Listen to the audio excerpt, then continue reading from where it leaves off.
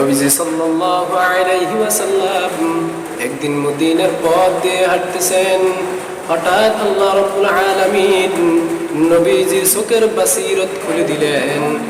নবীজি সাল্লাল্লাহু আলাইহি ওয়াসাল্লামের যখন বাসিরত খুলে দিলেন, নবীজি কবরের দিকে দেখতেছেন যে সমস্ত কবরবাসীরা জান্নাতি, তবে একজন যুবকের কবর দেখতেছেন যেই কবরের ভিতরে জাহান্নামের আগুন জ্বলতেছে। নবীজি সাল্লাল্লাহু আলাইহি ওয়াসাল্লাম সাহাবাদেরকে ডাক দিয়ে বললেন, এ যুবককে কি তোমরা চিনো কিনা? সাহাবারা ডাকে উত্তর দিল, ইয়া রাসূলুল্লাহ, আমরা এই ব্যক্তিকে চিনি না। অনেক খোঁজাখুঁজির পর একজন সাহাবা বলল, ইয়া রাসূলুল্লাহ, এই ব্যক্তির মা অনেক বৃদ্ধা জীবিত আছেন। রাসূল সাল্লাল্লাহু আলাইহি ওয়াসাল্লাম ওই বৃদ্ধা মাকে সালাম জানালেন। যখন বৃদ্ধা মা আসলো, আসার পরে জিজ্ঞাসা করলো, মা আপনার কি অমুক সন্তান মারা গেছে কিনা? তখন মা স্বীকৃতি দিল, হ্যাঁ আমার সন্তান মারা গেছে। তখন রাসূল সাল্লাল্লাহু আলাইহি ওয়াসাল্লাম তিনি বললেন, ও মা, তোমার সন্তান তো জাহান্নামের আগুনে জ্বলতেছে। তখন মা এই কথা শোনার সাথে সাথে মা হাসতে শুরু করলো। রাসূলুল্লাহ সাল্লাল্লাহু আলাইহি ওয়াসাল্লাম আশ্চর্য হয়ে গেলেন। সন্তানের দুঃখ সংবাদ শুনে কোনো মা তো হাসতে পারে না, আনন্দিত হতে পারে না। রাসূল আশ্চর্য হয়ে গেলেন। আশ্চর্য হয়ে জিজ্ঞাসা করলেন, ও মা, তোমার সন্তান তো জাহান্নামের আগুনে জ্বলতেছে, এর খবর শুনে তো তোমার ব্যথিত হওয়া দরকার ছিল, তোমার দুঃখিত হওয়া দরকার ছিল, কিন্তু তুমি তোমার সন্তানের দুঃসংবাদ শুনে তুমি কেন আনন্দিত হলা? ওই যুবকের মা কথা বলতেছে না, উত্তর দিতেছে না। ইয়া রাসূলুল্লাহ, আপনাকে বলা যাবে না। তখন রাসূল সাল্লাল্লাহু আলাইহি ওয়াসাল্লাম বারবার অনুরোধ করলেন, মা কি হয়েছে বলেন। তখন মা অনেক অনুরোধ বিনয় করার পর মা রাসূল সাল্লাল্লাহু আলাইহি ওয়াসাল্লামকে বলল, ইয়া রাসূলুল্লাহ, আমার সন্তান আমার সাথে এরকম একটি আচরণ করেছে, যে আচরণের কারণে আমি আল্লাহর দরবারে বদদুয়া করেছিলাম, আর আমার আল্লাহ সেই দোয়াকে কবুল করেছেন। রাসূল সাল্লাল্লাহু আলাইহি ওয়াসাল্লাম এই কথা শোনার পরে আরো ব্যথিত হয়ে গেলেন। তখন মাকে ডাক দিয়ে বলল, ও মা,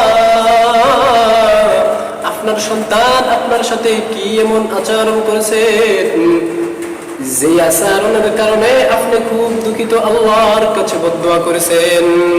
তখন মা অনেক অনুনয় বিনয় করার পরে তার মা তার ঘটনাকে বলতে শুরু করলো।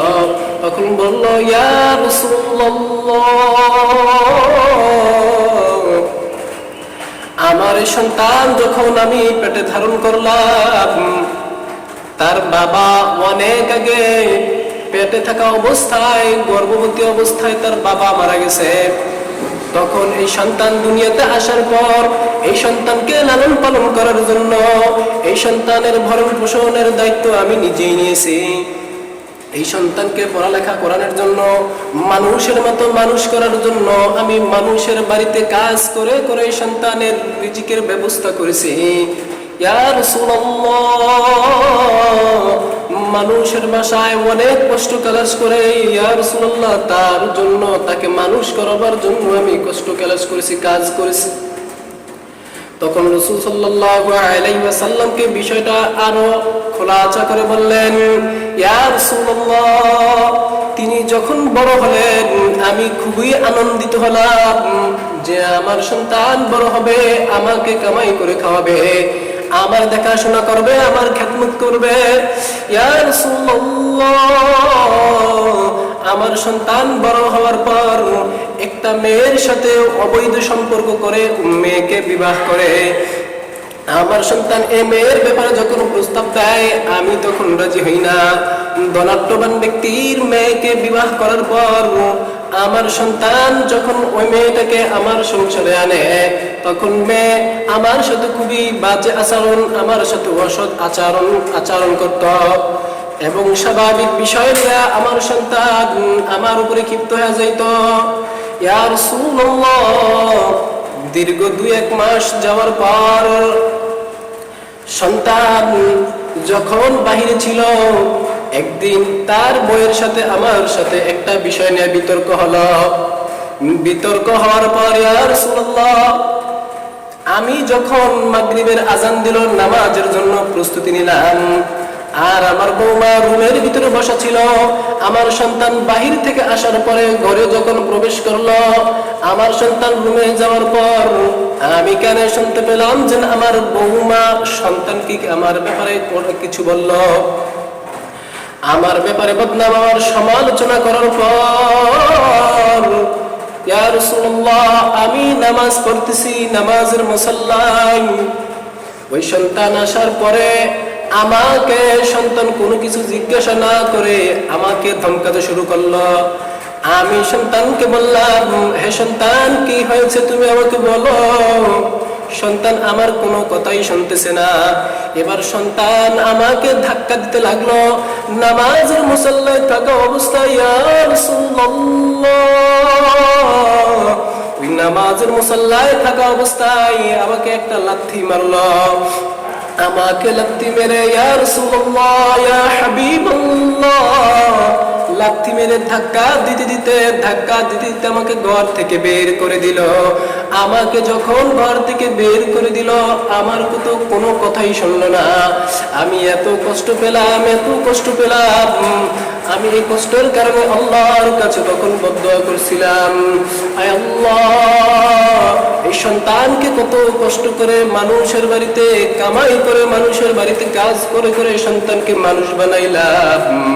ইয়া রাসূলুল্লাহ, মানুষ বানাইলাম, আল্লাহর কাছে দাবি, আল্লাহর কাছে বদদোয়া করলাম, আয় আল্লাহ, এই সন্তানের জন্য যদি আমি কিছু করে থাকি, এই সন্তানকে এত কষ্ট করে মানুষ করলাম, আজকে সন্তান আমাকে ঘর থেকে ধাক্কা দিয়ে বের করে দিল।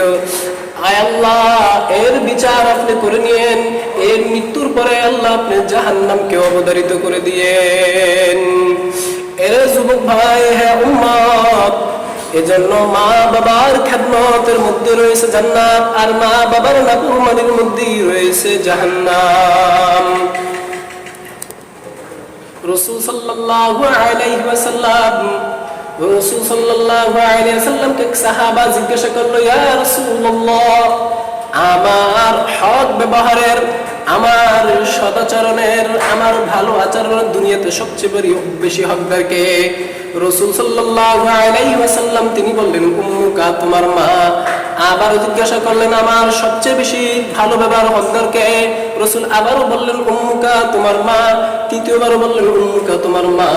চতুর্থবার বললেন, আবুকা, তোমার বাবা। ইয়া রাসূলুল্লাহ, রাসূল সাল্লাল্লাহু আলাইহি ওয়াসাল্লামের হাদিস দ্বারা স্পষ্ট হয়ে যায় যে বাবার চেয়ে মার হক, সত্যকতার, ভালো আচরণের মা হকদার বেশি।